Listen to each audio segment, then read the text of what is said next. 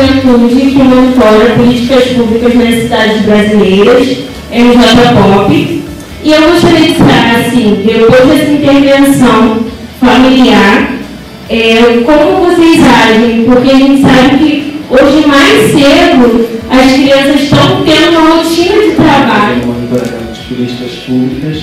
Atualmente a gente faz 3 monitoramentos, né? Do Conselho Tutelar de Jaboticaba, monitoramento da política pública de saúde e também da política. A minha pergunta é, se você disse dos dados no início, né?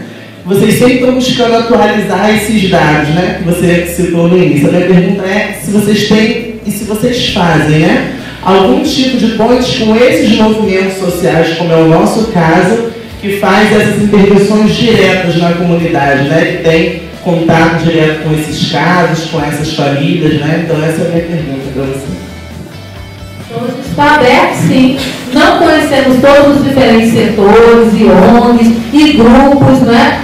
Porque estamos conhecendo agora. A gente tem um objetivo pela Comissão da Educação de estabelecer um fórum na cidade para juntar essas pessoas e pensarem ações concretas, né? Tanto de educação como também de prevenção. Então, a gente não pode esquecer esses 2 eixos que precisam estar o tempo todo integrados. A gente não pode ficar só falando de apagar o incêndio, mas a gente precisa dizer como evitar que ele aconteça o tempo todo para diminuir, não aumentar essas estatísticas. A gente está totalmente aberto. E hoje, conhecendo vocês, né, grupos, né, e parabéns, são jovens, né? Tantos jovens para ir ainda perdido, vocês já sabendo o que querem, já fazendo. Então, parabéns, né? Isso que a gente quer ver mesmo, identidades positivas.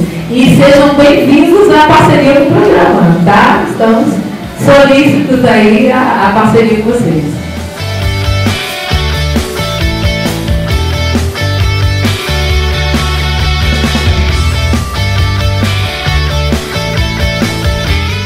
Como vocês vão fazer para chegar até os bares comunitários?